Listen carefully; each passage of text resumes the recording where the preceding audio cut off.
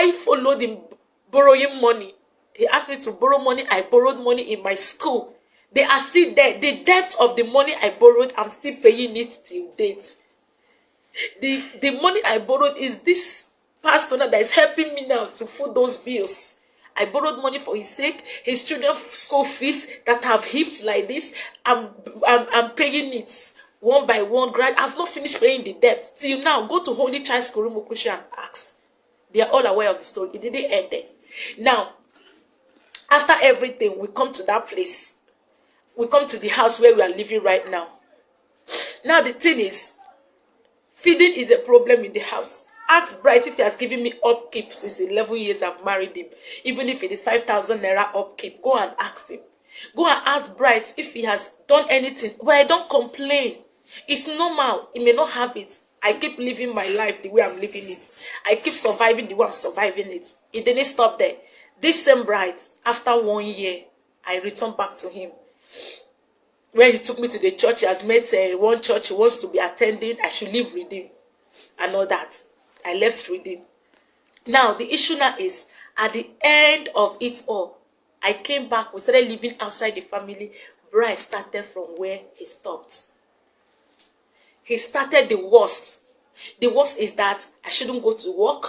I should be a housewife. During the pandemic, I shouldn't go anywhere. He called people. He said it's men are chasing me and chasing men. He saw anybody around me, he will nail them. He has done so many things. He chased people that call me mother away from me, the youths, the teenagers. He said they're all sleeping with me. That was it. So he told me that the only way for him to give me a total support into my music, because I have gone to the studio to do a skeletal work of my music, he said not in his house. Not in his house. Now, the issue now is that he said I have affairs outside, that there are many men that are chasing me and all that I must take an oath for him. I must take an oath for him. He said I should take an oath. That's the only way he will allow me to have peace in his house. I now begged him, if I take an oath, the record of the oath is with me. I recorded it. I have record of it the day I took the oath. I said, if I take an oath for you, will that make me to be a free woman? I can go. He said I can go to the moon. He will be sleeping. I should take an oath that there is no man that is going to sleep with me, blah, blah. I said, is it for both of us? He said, no, just him alone. I took that oath for Bright, just to prove to him that I am innocent. I took oath against my faith. I took oath against my faith, just to prove to him that I don't have any skeleton in my cupboard. And I asked him, do you have peace? And I say, I have peace. But that is the worst. He started doing the worst. I'll go to borrow food outside.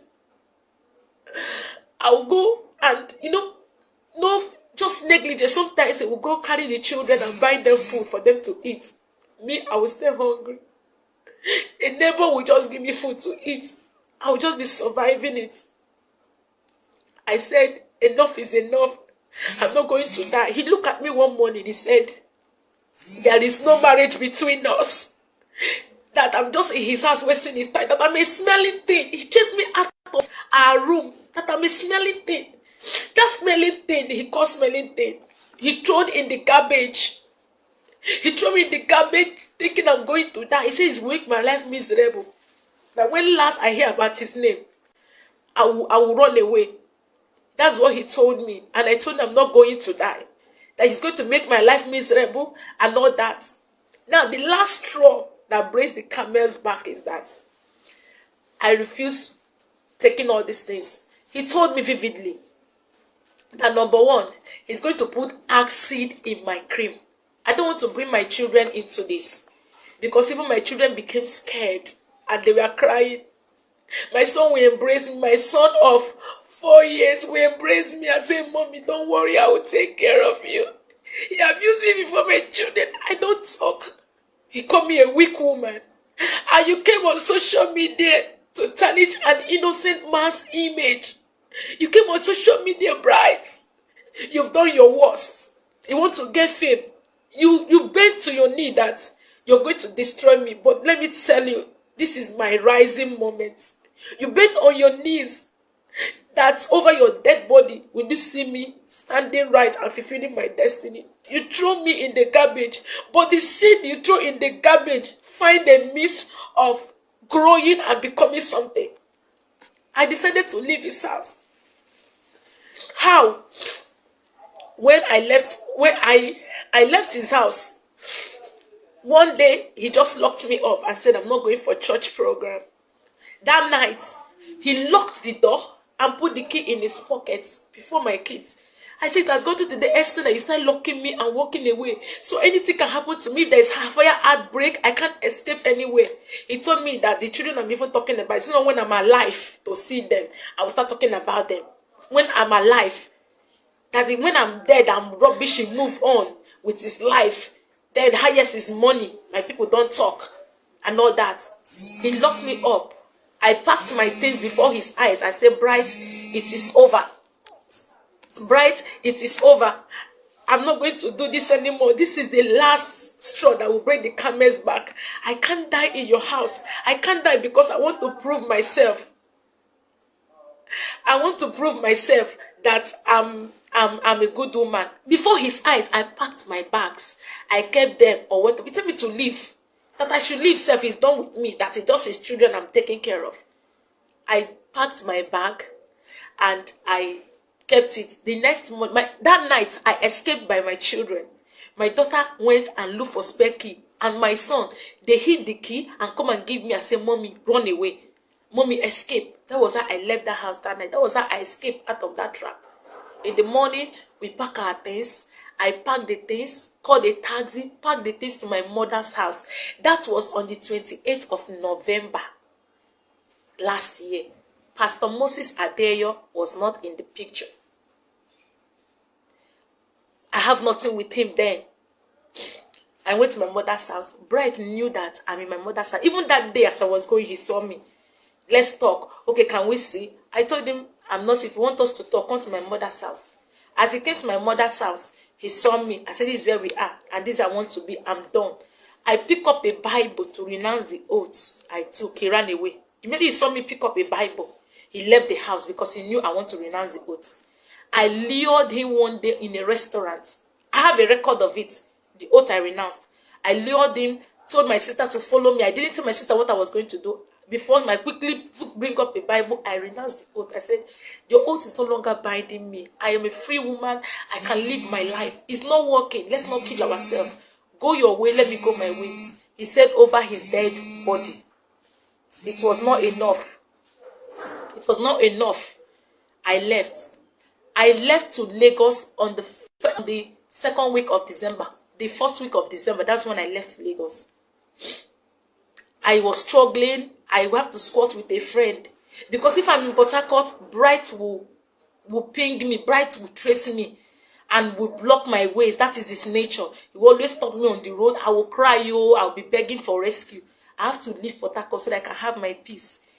I went to Lagos. I started my life afresh. I started squatting and squatting. I got a mini job in Lagos. Nobody knew my story. I covered up. I started my life afresh. I started earning small money to be able to take care of myself. It didn't end there. That was how it happened. It was calling. I said it's over. Now, to make it official, I came from Lagos to Port Harcourt in April. He said I left his house in 7 months and I ran and lived with Pastor Moses Adeyo. I've been in Lagos all this while. I came in April to my village. I went to my people and told them what has been going on. They shouted. I've been going through all this. I refused telling them. They invited Bright. The king of my community invited Bright and his father. He called his father. His father refused answering him. His father did not respond because they all know the story. Bright came with his friend. They told him to go and bring his father. He didn't bring his father. We had an agreement. We went to my house. My uncles, my father, the people that gave me anti-marriage sat. And I held my view. I opened my mouth and told them what has been happening. They all lamented. Even the friend he came with was shocked that he didn't tell him to this extent. Bright, they asked me if it is true. He said, yes, what I said was true. They said, but you never come to tell us that our doctor is not with you. You just seal it up all this while. But he said he doesn't know where I am, that I ran out of his house without his notice. He has been begging. Now, begging. Now, they asked me what I want. I told them that the marriage is over. I'm no longer interested. I want to move on and live my life. I'm no more interested. I have tried. This is the 4th time now. I can't be running and be coming back. I can't be running and coming back. That was how they said, okay, since you've decided to marry, we will not force you. Bright, our daughter says she's no longer interested. Whatever you've paid, they brought out the ledger, the family ledger, where they put down anything that has been done or that has been paid, bride price. They check it and they found out that Bright did not pay bride price. And I can remember vividly, before I returned after the 1 year, my uncle called him and said, you've not paid, we'll check in the list. There was no specific money. Come and do it. He just ignored it, that he has married. Because the dowry is what they're supposed to refund him. Not like the money they bought for drink and all that. They said, we don't have anything. We wanted to refund you the dowry. Look at it. There is no dowry, specific amount, whether it's 1 naira or what. That was it. Before you know it, they told him, we would have collected the children self, but because we love you, okay, go and take care of the children. Let our daughter live. And make sure you don't come after her. He pleaded that they should give him more time to plead. They said, okay, we'll give you 2 weeks. If you're able to talk to her after 2 weeks, she accepted, then you will come back. But if she didn't accept after 2 weeks, leave her alone. If you come after her, we'll come after you. I went back to Lagos. I went back to Lagos after the meeting. I wasn't with Pastor Moses Adeyo. Pastor Moses Adeyo is living in the church premises in World Bank Assembly. There are people there. I'm living in Lagos. I wasn't living with him. I went back to Lagos to continue my life. He do call me until I blocked him. I told him, don't disturb me again. There is nothing between us. I have moved on. I will, if I want to live my life, I want to get married, whatever. He said, over his dead body, would I get married? Over his dead body, would I go to another man? Over his dead body. That is him for life and death, whatever. I told him, I have nothing to do with you. You don't own my life. I have my life to live. Before I came back 2 weeks ago. Even the day as I came back on Friday, he saw me on Sunday of it when he came to see the children in my mother's house. He saw me. He saw me. I wasn't in Pastor Moses' house. He said he doesn't know where I am. He saw me. And why did I said, I have nothing to do with you. If you want to take care of the children, these are our children. Take care of them. He saw me. It's my life. He dumped me in a dustbin and all that, trying to bury me. Another man picked me up and tried to give me a new life. And he just stand up to tarnish my image. He stood up to render another man, to render an innocent man's name useless. Just because he chose to identify with me. He promised me that there is no man that wants to stand for me, that he will make them miserable. And that is what he's trying to do. But my God has frustrated his counsel. I am alive today and I'm happy. I don't want to ruin my happiness. But I pray that God will forgive you. I pray you find forgiveness before God, bright. I pray that God will forgive you for tarnishing a man of God's image. You choose to tarnish his image because I choose to live. You want to dump me in the ground and I refuse. Now there are so many women out there who are dying like this. And because of what the society will say, they choose to die. If I have died in Bright's house, people will say, why didn't you talk? There are women that are dying. Why didn't you live? I choose to live. And I choose to find a new life and start a new life. And I've committed the worst crime. Because I refused to die in Bright's house. I refused to go through the same pain and torture. My children are going through so much emotional torture now because of his attitude and things he has done to them. But I don't want to put them in the picture. I didn't do this for you to believe me. I don't need your belief. I don't need your opinion. I don't need your support. But the same way you guys carry evil news to go viral in the social media, I want you to tell the world that I'm a woman that have strived to survive out of this storm for 11 good years. He knows 11 years of pain, 11 years of torture, 11 years of disgrace and humiliation, 11 years of pain, 11 years of crying at night. He will come back anytime, any day. I'll open the door for him. He will abuse me and call me a useless woman. All these things happen. Now the thing is, I choose to marry. I have the right to marry whoever I want to. If I found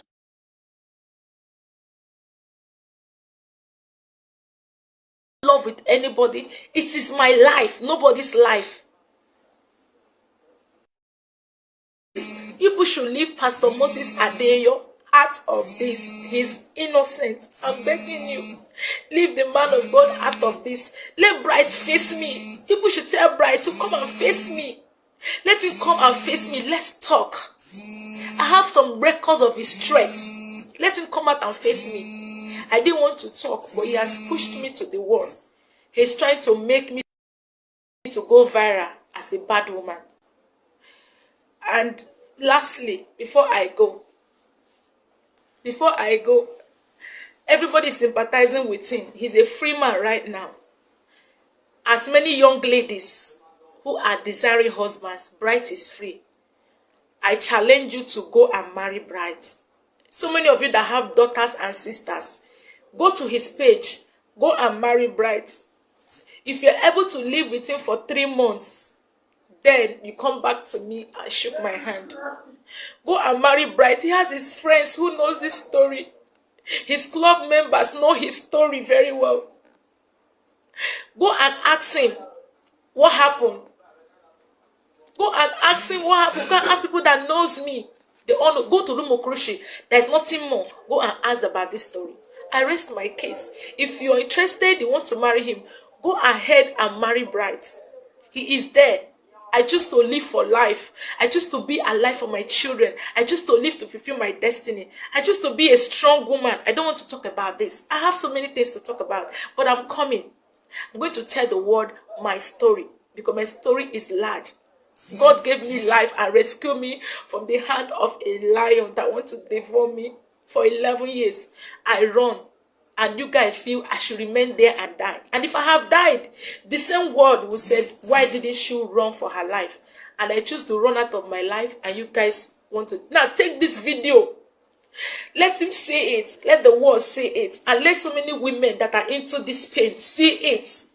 You have to be strong and come out of it. It doesn't matter what the world will tell you. It doesn't matter how they will nail you and rub you nail. You can still be a better person. The Lord can still give you a second chance. The Lord can still give you a way of survival. I'm begging the name of God. For now, let me rest my case. I'll come back soon. Thank you very much for your time.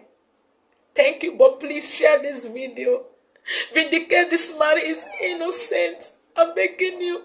He's very innocent. He just wants to tarnish his image. Please vindicate him. God bless you.